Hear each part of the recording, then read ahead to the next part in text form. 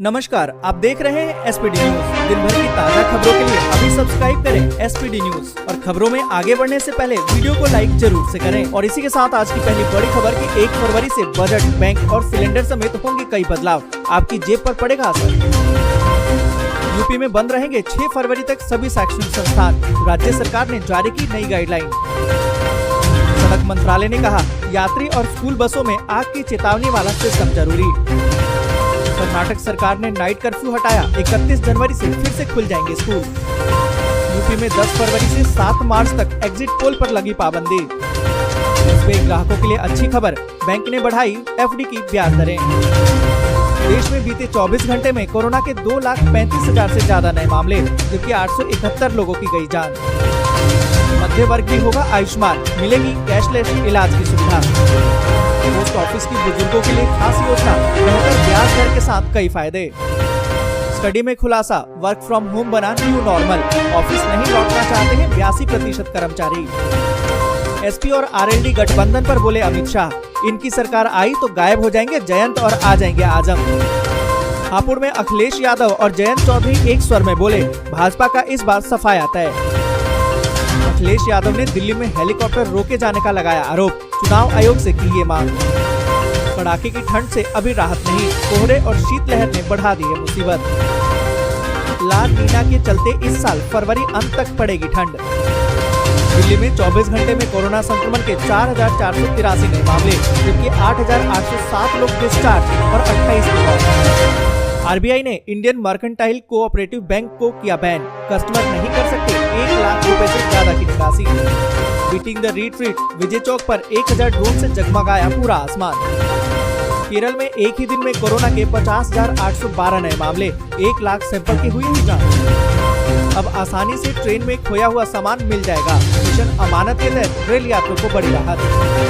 NEET exam paper leak के मामले पर एसओजी को फ्री हैंड किया, जो गड़बड़ी करेगा बर्खास्त होगा। पेपर लीक पर सीएम अशोक गहलोत की सख्ती।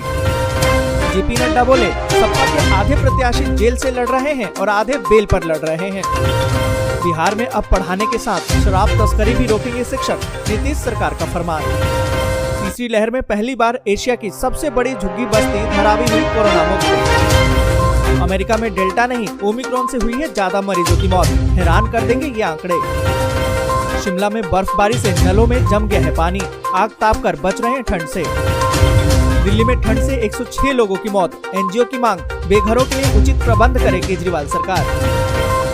अमित शाह ने कहा, गन्ने के भुगतान में देरी पर किसानों को मिलेगा सूद समेत पैसा। तेज प्रताप ने नीतीश को दिया महागठबंधन में आने का ऑफर, कहा कि अगर सीएम रोजगार की बात करें। रेलवे के 695 अस्पताल आयुष्मान भारत डिजिटल मिशन से जुड़े, रेलवे कर्मचारियों समेत आम लोगों को भी मिलेगा फायदा। रूस के साथ खुलकर खड़े होने से चीन ने खेल दिया गेम, यूक्रेन पर पुरानी और नई दोस्ती के चक्कर में पड़ गया भारत। ओपिनियन पोल का दावा, पंजाब में बनेगी आम आदमी पार्टी की सरकार, गोवा और उत्तराखंड की सत्ता में भाजपा की वापसी। सिद्धू के मंसूबों पर फिर सकता है पानी, मुख्यमंत्री उम्मीदवार के लिए चन्नी की दावेदारी मजबूत। दिल्ली में पेट्रोल पंप से तेल भरवाने वालों को दिखाना होगा प्रदूषण नियंत्रण प्रमाण पत्र, इसके बिना नहीं मिलेगा पेट्रोल और डीजल। सोने की कीमत में लगातार दूसरे दिन बड़ी गिरावट, अब आया 48,000 की। और इसी के साथ दोस्तों अगली बड़ी खबर की थमने लगी है कोरोना की रफ्तार, तो खुलने लगे हैं स्कूल, जाने किन राज्यों ने खोलने के दिए आदेश। आपको बता दें कि देश में कोरोना की तीसरी लहर अब थमती नजर आ रही है। स्कूली बच्चों में संक्रमण की रोकथाम के लिए भी 15 से 18 साल के किशोरों का टीकाकरण जारी है। सूत्रों की माने तो केंद्र सरकार इस मसले पर कोई बड़ी पहल कर सकती है। केंद्रीय स्वास्थ्य मंत्री मनसुख मंडाविया ने राष्ट्रीय विशेषज्ञ समूह से देश भर में स्कूलों को खोलने के तौर तरीकों पर सुझाव देने के लिए कहा है। महामारी के कम होते प्रकोप को देखते हुए कई राज्यों ने तो स्कूलों को फिर से खोलने की प्रक्रिया शुरू कर दी है। आपको बता दें कि महाराष्ट्र में 24 जनवरी से कक्षा 1 से लेकर 12वीं तक के स्कूलों को खोल दिया गया है। वहीं हरियाणा में 1 फरवरी से स्कूलों में 10वीं से 12वीं तक की कक्षाएं शुरू हो जाएंगी। साथ ही आपको बता दें कि तमिलनाडु सरकार ने भी 1 फरवरी से कक्षा 1 से लेकर 12वीं तक के छात्रों के लिए कक्षाएं फिर से शुरू करने की घोषणा कर दी है। और इस दौरान आपको बता दें कि उत्तर प्रदेश सरकार ने स्कूल और कॉलेज को 6 फरवरी तक बंद रखने के आदेश दिए हैं। साथ ही दिल्ली आपदा प्रबंधन ने भी स्कूलों को खोलने की अनुमति नहीं दी है। वहीं उत्तराखंड सरकार ने 31 जनवरी से 10वीं और 12वीं तक के सभी स्कूलों को खोलने के आदेश दे दिए हैं। वहीं त्रिपुरा में 31 जनवरी से स्कूलों को खोल दिया जाएगा। राजस्थान सरकार ने भी 10वीं और 12वीं के लिए स्कूलों को 1 फरवरी से खोलने के निर्देश दे दिए हैं। और इसी के साथ दोस्तों अगली बड़ी खबर की योगी और अखिलेश की जंग के बीच कहां खड़ी है मायावती और प्रियंका। आपको बता दें कि यूपी में विधानसभा चुनाव को लेकर शुरुआती चरण में प्रचार अपने जोरों पर है। बीजेपी से लेकर सपा गठबंधन, बसपा, कांग्रेस तमाम दल वोटरों के द्वार तक पहुंच रहे हैं। इस बीच राजनीतिक जानकार तो ये भी कयास लगा रहे हैं कि आखिर यूपी की जनता के मन में क्या है। और दोस्तों आपको बता दें कि यूपी चुनाव के सर्वे की बात करें तो फिलहाल बीजेपी अपने प्रतिद्वंदी दलों से आगे है, लेकिन उसे समाजवादी पार्टी से टक्कर मिल रही है। लेकिन सर्वे में मायावती और उनकी पार्टी बसपा, वहीं प्रियंका गांधी और कांग्रेस की स्थिति अच्छी दिखाई नहीं दे रही। सर्वे में पूछे गए सवालों के जरिए ये जानने की कोशिश की गई कि यूपी में बड़े विकास कार्यों का श्रेय किसको दिया जाता है, तो यूपी की जनता किसे सीएम पद के रूप में चुनती है और साथ ही मौजूदा सीएम योगी आदित्यनाथ के काम से लोग कितने संतुष्ट हैं। तो दोस्तों यहाँ पर हम आपको बता दें कि अगर पसंदीदा सीएम के चेहरे की बात करें तो योगी आदित्यनाथ को 52.3% वोट मिले हैं, जबकि अखिलेश को सीएम के तौर पर 36.2%, वहीं मायावती को 7.2%, प्रियंका गांधी को 3.4% और अन्य के खाते में 0.9% जाता है। दोस्तों आपको बता दें कि सर्वे में इस बार भाजपा का वोट शेयर घटता दिखाई दे रहा है। 17 में जहां बीजेपी को करीबन 40% वोट मिले थे और सपा 22% हासिल कर सकी थी, वहीं इस बार सर्वे के अनुसार रुझान में बीजेपी को 38.20% वोट मिलेंगे, जबकि सपा को 34% वोट मिल सकता है। वहीं बीएसपी को 12.7%, कांग्रेस को 8.66% और अन्य के खाते में 6.4% वोट मिलने का अनुमान जताया गया है। आपको बता दें कि चुनाव का ऐलान 8 जनवरी को किया गया। 403 सीटों वाली 18वीं विधानसभा के लिए 10 फरवरी से 7 मार्च तक 7 चरणों में वोट पड़ेंगे। 10 मार्च को चुनाव के नतीजे आ जाएंगे। तो दोस्तों अब देखना ये होगा कि इस बार बाजी कौन मांगता है। आपके हिसाब से सीएम कौन बनेगा, कमेंट करके जरूर बताएं। और इसी के साथ दोस्तों अगली बड़ी खबर की यूपी चुनाव के मद्देनजर एसपी आरएलडी गठबंधन पर बोले अमित शाह, इनकी सरकार आई तो गायब हो जाएंगे जयंत और आ जाएंगे आजम।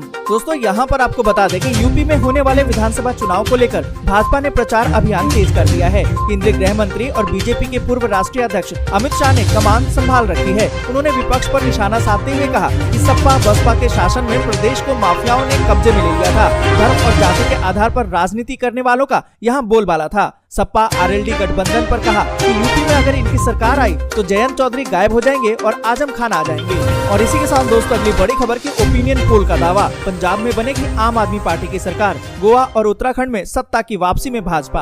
आपको बता दें कि अरविंद केजरीवाल की आम आदमी पार्टी पंजाब में जीत हासिल करने जा रही है, जबकि भारतीय जनता पार्टी गोवा और उत्तराखंड में सत्ता बरकरार रखने जा रही है। पंजाब, गोवा और उत्तराखंड में चुनाव से पहले ही सर्वे करवाया गया है और सर्वे में ये दावा किया गया।